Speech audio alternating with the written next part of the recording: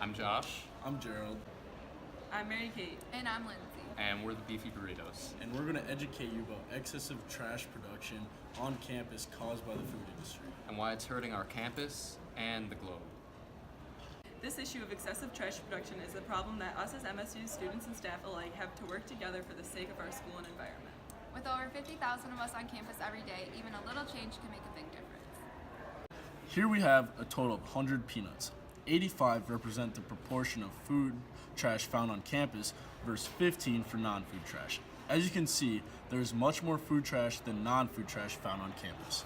And out of that food trash, the majority had plastic packaging in it, which was not found in the appropriate recycling bin. This is a lot of trash. Most of it can be recycled, as you can see. It's mostly food trash, mostly paper, so this can all be recycled. So there's no excuse. As you can see, there's recycling right over here.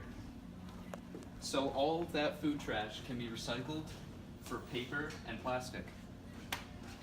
It's like this pretty much everywhere on campus. If you see a trash can, most likely there are multiple recycling bins nearby. Make sure to look for them when you're throwing away something that could be recycled. Many people are throwing away the recyclables in the landfill bins when there is recycling one right next to it. You see, this trash can is right next to recycling. Come on, dog. So what's our solution to the food waste problem? It's really simple. We need to recycle food waste packaging appropriately.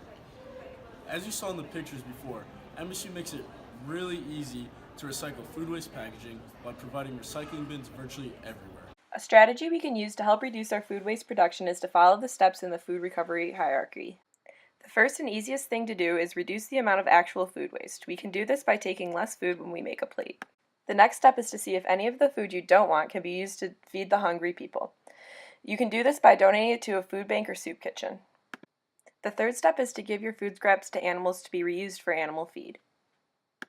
Next is to see if used oils produced by your food can be used for industrial uses like fuel conversion. Also make sure to see if foods such as apple cores or orange peels can be composted instead of thrown away to create nutrient-rich fertilizer. Lastly, if you cannot do any of the things above, then as a last resort you throw away in the landfill trash. But if we follow this procedure when deciding of how to dispose of our trash, we can significantly reduce the amount of trash going into the landfills from the food industry. In order to be able to continue to walk around our beautiful campus, we as MSU students and staff need to be aware and reduce the amount of food trash we produce by recycling plastic and paper packaging from our food. The time it takes to make one post on Facebook. Send one Snapchat. Like one tweet. You could recycle your food waste.